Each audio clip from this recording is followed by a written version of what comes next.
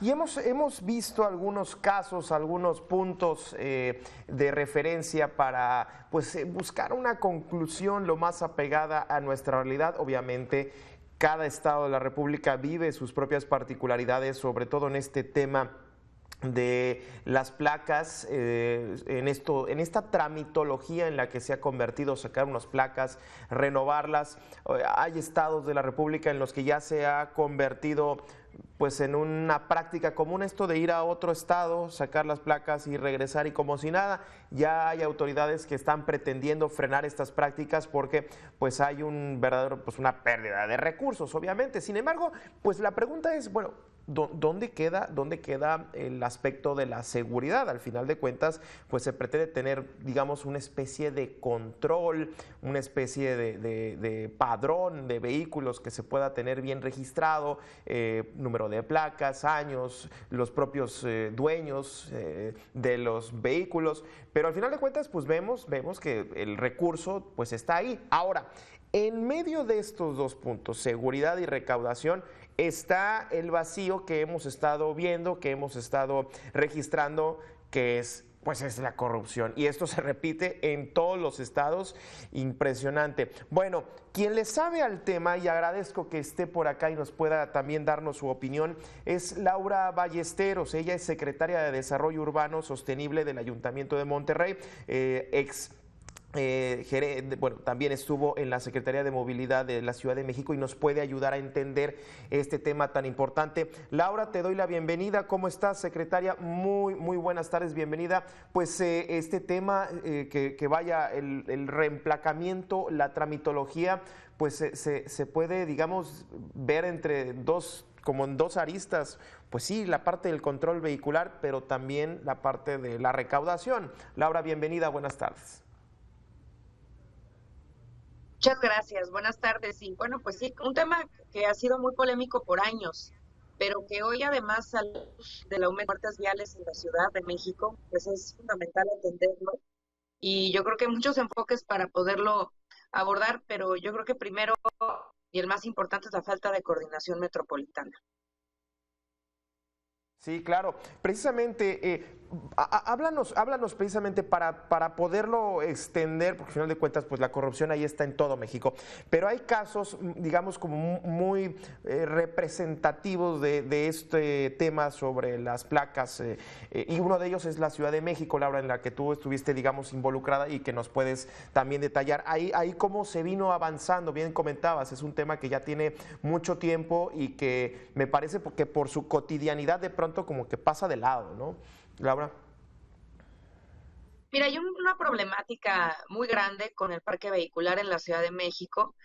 Primero tiene que ver justamente con estas malas prácticas, porque lo son, de emplacar el automóvil en otras entidades que no sean la Ciudad de México. Y esto empezó a darse, insisto, ante una falta de regulación a nivel metropolitano que permitiera a toda el área metropolitana, la zona metropolitana del Valle de México, ponerse de acuerdo en cómo van a trabajar el parque vehicular. Hoy pensar que lo que sucede en la Ciudad de México solo le compete a la Ciudad de México es verdaderamente una falacia.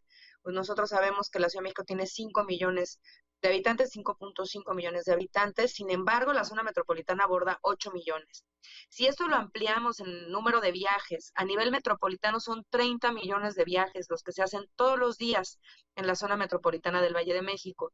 El INEGI ya estableció de manera muy concreta y desde la administración pasada había sido un tema también fundamental de dejar de ver a las entidades como casos aislados, como entidades aisladas. Las personas hacen vida y trabajan de un lado y del otro fronteras.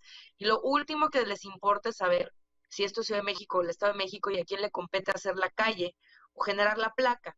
Entonces, el hecho de que puedas sacar una placa en otra entidad, pero pagada desde la agencia en la entidad en donde vas a circular y además a un menor precio, justamente de la falta de coordinación y de la falta de estrategia, más también de una práctica, como yo lo he dicho, una práctica abusiva y tóxica para las calles de las ciudades. Número dos, el hecho también que no haya hoy un orden con las placas en el país, porque esto sucede en la zona metropolitana, pero en el país las historias no son diferentes. Que no puedas tener una placa, por ejemplo, relacionada con tu nombre, con tu número de IFE, por ejemplo, de por vida, También es un error garrafal. Las mejores prácticas en el mundo hoy te indican que las placas son asignadas a la persona para siempre y cada vez que va a tener un auto es la misma placa y esa placa, ese número de placa va viajando contigo a lo largo de los distintos autos que vayas a tener o de las distintas imágenes que saque cada una de las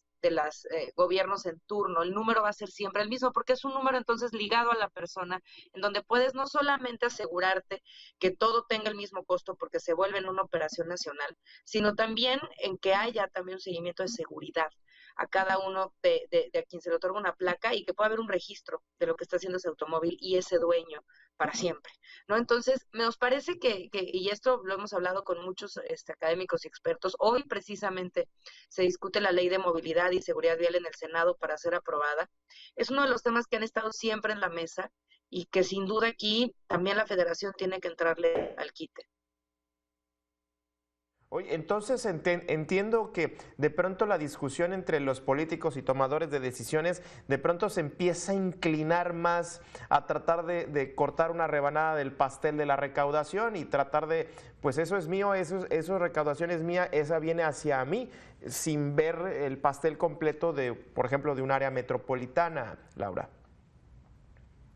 Mira, tendría que ser parte de una estrategia metropolitana, bajo una coordinación metropolitana al país. El país está urgido de gobernanzas metropolitanas. Lo que ha hecho Jalisco con la gobernanza metropolitana de la zona metropolitana de Guadalajara es fundamental. Tenemos 74 zonas metropolitanas en el país, todas están ávidas de coordinación. La Ciudad de México, que es la más grande del país, es la que más y no la tiene. Debería de estar también ahí copiando modelos o al menos inventando los propios para que funcionen, pero con una buena coordinación metropolitana, una buena gobernanza metropolitana, puedes plantear entonces ya lineamientos e incluso pudiera irse esos recursos recaudados, podrían irse a un fondo metropolitano para habilitar, por ejemplo, la infraestructura vial y de movilidad sostenible de la zona metropolitana. La gente lo que quiere es que su dinero se vea en las cosas que necesita y que ocupa todos los días. Yo no veo problema, la gente no se queja de pagar impuestos, se queja de que no se gastan en lo que ellos necesitan, no ven en qué se gastan. Entonces, creo que una dinámica metropolitana ayudaría, pero una vez más, es inaceptable que el 55% de los autos que circulan en la Ciudad de México estén emplacados en otro estado de la República. De verdad, habla de una falta de acción por parte de las autoridades y de una mala práctica que lo único que hace es que pues se estén brincando las reglas de la ciudad en donde circulan. Con esta nueva disposición en la Ciudad de México, hablando digo, lo ponemos en ejemplo de la Ciudad de México, pues hay quien va a pensar, es que siempre hablamos de la Ciudad de México, pero vaya, la cantidad de viajes, la cantidad de vehículos, pues implican una cantidad impresionante de zonas, bien decías, las 30 millones de viajes diarios que se pueden realizar en la Ciudad de México. ¿Verías que esta sería una medida efectiva para evitar eso? Al final de cuentas, pues es una medida, digamos, hasta cierto punto para la Ciudad de México, digamos, coercitiva, pero bueno, tratar de poner cierto orden, ¿no? Mira, sí, me parece que lo que resulta fundamental primero es que se den los primeros pasos. Esto es algo que no se estaba tomando en serio. Creo que incluso por ahí hubo la imagen de un legislador local viajando en una camioneta con placas de otro estado, del estado de Morelos. Es decir, si los propios representantes y gobierno no se lo toman en serio, pues ¿qué vas a esperar del ejemplo que se dé a la ciudadanía? Creo que es un muy buen paso que se estén dando estas acciones correctivas, pero insisto, yo me iría todavía un paso más. Se necesita ir a una coordinación metropolitana. No está sola en esta orquesta de viajes, no está sola en esta orquesta también de regulaciones y no está sola en esta orquesta de fallas en infraestructura vial. Mira, la Ciudad de México se ha posicionado como una de las principales ciudades en donde mueren personas por hechos viales al año. Han subido en los últimos 3 años el 50% de muertes violentas en el pavimento por atropellamientos o choques. Eh, y el hecho también que la placa no pueda ser del Estado en cuestión, en este caso la Ciudad de México, impide también que pueda haber una sanción bajo cualquier tipo de norma política pública de seguridad vial que se pudiera desarrollar. Entonces, es fundamental hacerlo. Y insisto, para no solamente mencionar la Ciudad de México, hay 74 zonas metropolitanas, quitando la de Jalisco, que lo está haciendo muy bien en Guadalajara, que están ávidas de coordinación metropolitana. Y este es un ejemplo clarito de por qué se necesita y por qué los gobiernos como hoy están encerrados nada más en lo que les toca no funciona ya no funciona más.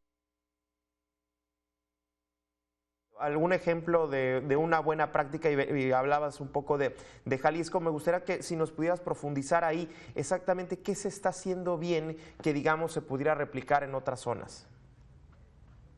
Mira, la vez que Jalisco ha hecho las cosas, lleva más de 4 años generando normativa y regulación para crear gobierno metropolitano. Ellos hicieron a través de cambios en su ley estatal, crearon el Instituto de Planeación Metropolitana de la zona de Guadalajara, de la zona metropolitana de Guadalajara. A través de estas leyes estatales que se crea este instituto, que es el que están generando toda la política y planificación en las distintas áreas urbanas con todos los municipios de la zona metropolitana, que igual trabajan en movilidad, que trabajan en infraestructura vial, transporte público, agua, manejo de residuos, los planes de acción climática.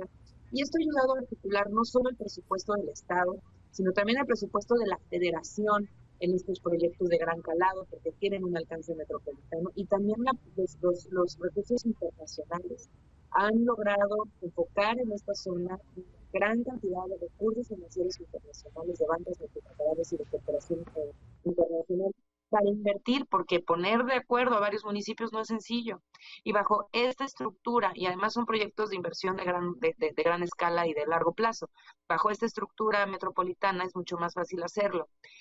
Justamente en materia de vialidad, pues generar reglas compartidas sobre los hoy no circula, por ejemplo, que Morelos tiene una lógica completamente distinta a la Ciudad de México y las prácticas que han sido prácticas exitosas en materia no circula como hay en la ciudad, en materia también de emplacamientos, en materia por supuesto también de reglamentos de tránsito para multas viales, para las reglas viales, también señalización vial, tanto horizontal o vertical. Es decir, hay toda una gama de intervenciones que a nivel metropolitano las calles exigen y que se trabajan otra vez de manera aislada, como si cada entidad fuera una isla. Y la gente esto no lo perdona, percibe la descoordinación, percibe el desorden y percibe también la falta de cumplimiento incluso por parte de las propias autoridades. Y bueno, lo vemos en las ventanillas a la hora de querer hacer un trámite, vemos coyotes, están nada más cazando a la presa, en este caso a los automovilistas o a quien quiere hacer las cosas bien. Como bien dices, hay gente que sí quiere pagar sus impuestos. Bueno, Laura, pues muchísimas gracias por toda esta información, verdaderamente bastante claro y bueno, un tema muy complejo con muchas aristas. Muchísimas gracias. A ustedes, gracias, y no hay que quitar el dedo del renglón. Sí se debe de aspirar a tener una placa única por ciudadano en el país y que esto abra un gran registro nacional de placas. Interesante esto de la placa, porque cuántas veces uno que ha tenido un par de vehículos, de pronto tienes 4, 5, 6 números distintos. Bueno, interesante. Gracias, Laura Ballesteros, secretaria de Desarrollo Urbano Sostenible del Ayuntamiento de Monterrey, que nos pone estos temas y estas reflexiones.